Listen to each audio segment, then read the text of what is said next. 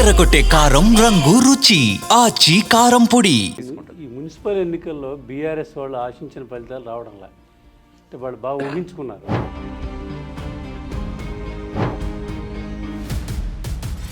దాదాపు 60 సీట్లలో 54కి సిపిఐ పోటీ చేసి ఒక 4 సీట్లో 6 సీట్లో వాళ్ళకి ఇచ్చారు టీడీపీ.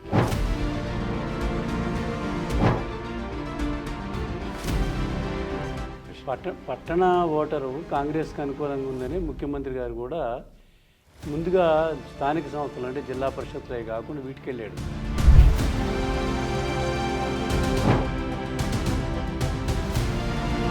రేవంత్ రెడ్డి ఈ ఎలక్షన్ క్యాంపెయిన్ బిగినింగ్ ముందు నుంచి 80% మనకు అనుకూలంగా ఉంది, మిగతా 20% మీద కూడా కాన్సన్ట్రేట్ చేయండి అని ఆయన క్యాంపెయిన్ చేసుకుంటూ వస్తున్నాడు.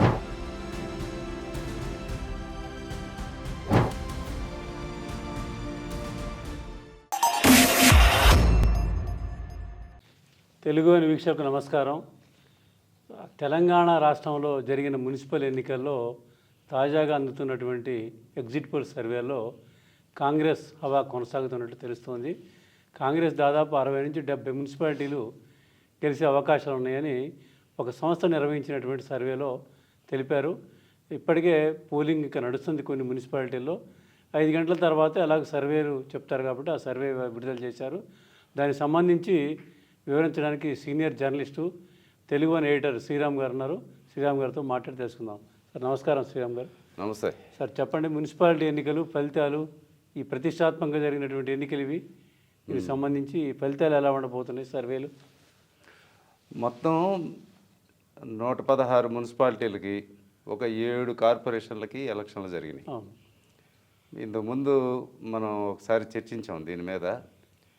ఇంచుమించు మనం అనుకున్నట్టే కార్పొరేషన్లు 7 కార్పొరేషన్ల మీద ఎక్కువగా ఫోకస్ పెట్టారు. ఎందుకంటే ఒక్కొక్క కార్పొరేషన్లో 60 వార్డులు ఉంటాయి, ఓటర్స్ కూడా ఎక్కువ. మొత్తం అన్ని మున్సిపాలిటీలు కార్పొరేషన్లు కలిపి 52 లక్షల మంది ఓటర్లు ఉన్నారు. ఒక్కొక్క కార్పొరేషన్ ఒక నియోజకవర్గం. అవును, అంత నియోజకవర్గ స్థాయిలో ఉంటుంది. అందువల్ల సరే 52 లక్షల్లో అందరూ ఓటు చేయకపోయినా ఒక 35-40 లక్షల వరకు ఓటు చేశారు.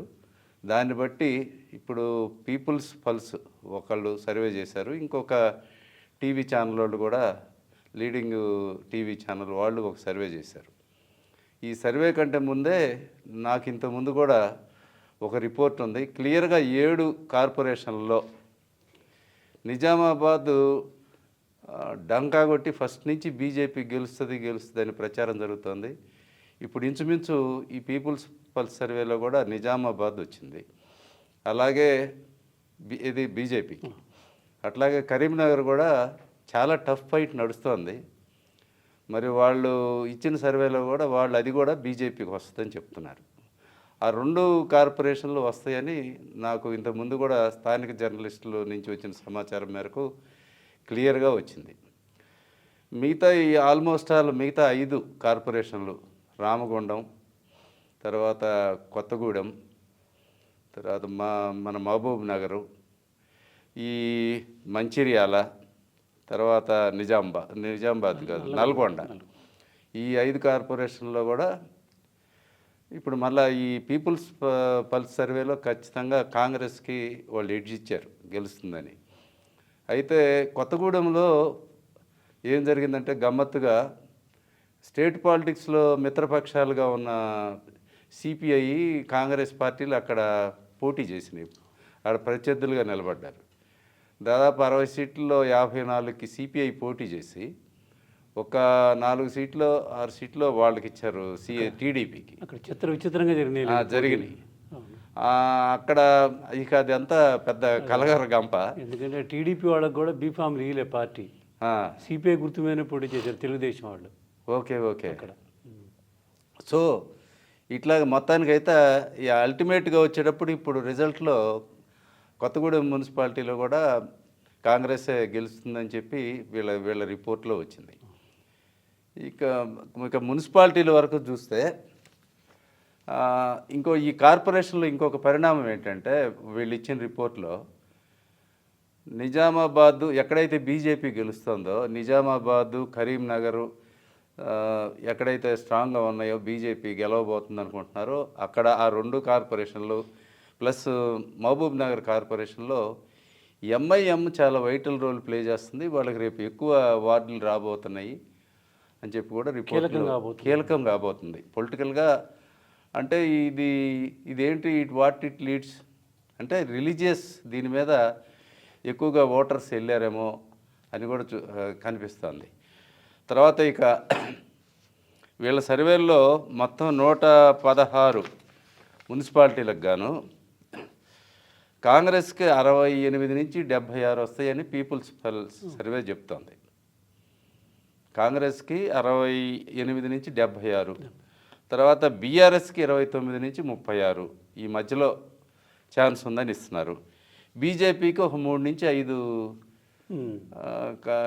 ఇవి మున్సిపాలిటీలు వస్తాయని ఇచ్చారు. ఎంఐఎంకు ఒకటి ఇచ్చారు, ఒక్క మున్సిపాలిటీలో గెలిచే అవకాశం ఉందని. ఇంకా ఒక 8 నుంచి 14 సీట్లు టఫ్ అని ఇచ్చారు. అంటే ఇటు తేలకుండా ఉంది, టగ్ ఆఫ్ వార్ నడుస్తుందని చెప్పి ఇస్తున్నారు.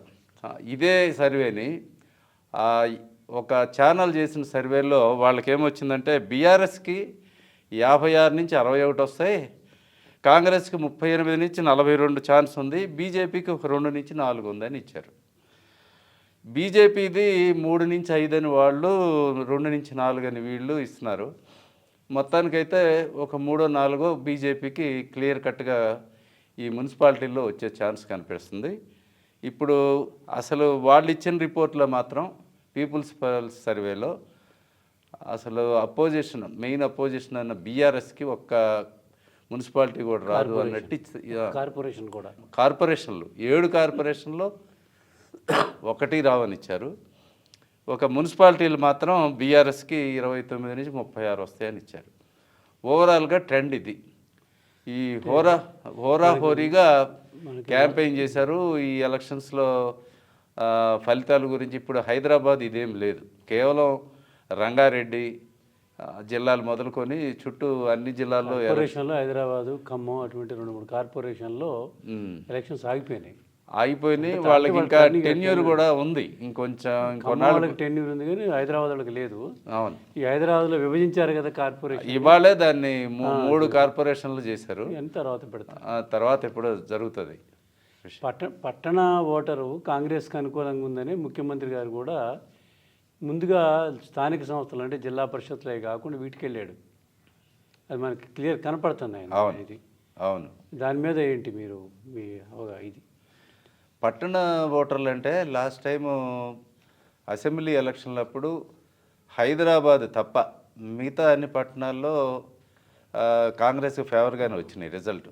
అందువల్ల ధైర్యంగా ఇప్పుడు హైదరాబాద్ ఎట్లా ఈసారి ఎలక్షన్స్ లేవు కాబట్టి ఆటోమేటిక్గా అవి కొంచెం ఓన్ చేసుకోవచ్చు. కార్పొరేషన్లో మున్సిపాలిటీలు కార్పొరేషన్లు వాటిల్లో కానీ గెలిస్తే ఒక ఇమేజ్ బిల్డప్ ఉంటుంది, అడ్మినిస్ట్రేటివ్ కన్వీనియన్స్ ఉంటుందని కూడా అధికార పార్టీ భావించుంటుంది. అందువల్ల కాంగ్రెస్ వాళ్ళు ధైర్యంగా ఎలక్షన్కి వెళ్ళారు. అంటే ఈ ఉత్సాహంతో జిల్లా పరిషత్తులు మండల పరిషత్తులు కూడా పెట్టే అవకాశాలు ఉన్నాయట.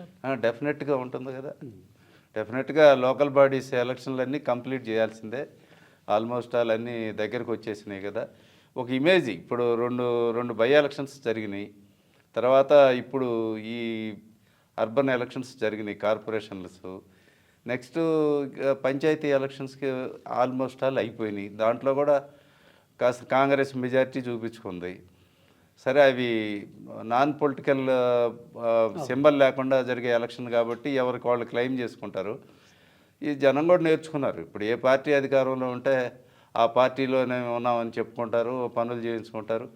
సరే, అది ఆ ఎలక్షన్ అట్లా అయిపోయింది. ఇక ఆటోమేటిక్గా ఇక మండల్ జిల్లా పరిషత్తులు ఇవన్నీ కూడా కబ్జా చేయాలి, మొత్తం అంతా పవర్ వాళ్ళు గుప్పెట్లో పెట్టుకోవాలని చెప్పి రూలింగ్ పార్టీ అడ్వాన్స్ తీసుకుంటారు. ఈ మున్సిపల్ ఎన్నికల్లో బీఆర్ఎస్ వాళ్ళు ఆశించిన ఫలితాలు రావడంలా, అంటే వాళ్ళు బాగా ఊహించుకున్నారు. కనీసం ఒక 30-40 పైగా వస్తాయనేది వాళ్ళ ఎక్స్పెక్టేషన్స్ ఇది ఉన్నాయి. ఇప్పుడు మన ఈ రిజల్ట్ చూస్తే, ఈ సర్వేలు చూస్తేనేమో 25-30 కంటే దాటల్ల వాళ్ళు. మరి వాళ్ళు ఏమి లెక్కల్లో ఊహించారో తెలియదు కానీ వాళ్ళ భవిష్యత్తు వాళ్ళ పరిస్థితి ఎలా ఉండబోతుంది రాజకీయంగా. రేవంత్ రెడ్డి ఈ ఎలక్షన్ క్యాంపెయిన్ బిగినింగ్ ముందు నుంచి 80% మనకు అనుకూలంగా ఉంది, మిగతా 20% మీద కూడా కాన్సన్ట్రేట్ చేయండి అని ఆయన క్యాంపెయిన్ చేసుకుంటూ వస్తున్నాడు. మరి దాని ఇన్ఫ్లుయెన్స్ కూడా కొంత పడుతుంది కదా. పైగా ఒక్కొక్క మేజర్ కార్పొరేషన్లకు మంత్రులు కేటాయించాడు. జిల్లా మంత్రులు ఆయా ప్రాంతాల్లో తిరుగుతున్నారు. తను కూడా సభలు పెట్టాడు. ఇప్పుడు ఏ ఎలక్షన్ అయినా ఒకటే, ఇవి ఏంటంటే మెయిన్గా పనిచేసేది పవరు. ఏ రూలింగ్ పార్టీ పవర్లో ఉంటే వాళ్ళకి అనుకూలంగా మిగతా లోకల్ బాడీ ఎలక్షన్స్ నడుస్తాయి. దానికి అఫిషియల్ మిషనరీ వాళ్ళకి కొంత అనుకూలంగా పనిచేస్తుంది. మేజర్గా పోలీసు రెవెన్యూ వాళ్ళు కోఆపరేట్ చేస్తే వాళ్ళకి పోలింగ్ కూడా కొంత రూలింగ్ పార్టీలకు అనుకూలంగా పర్సంటేజ్ ఏమైనా ఇచ్చారు సార్ వాళ్ళు?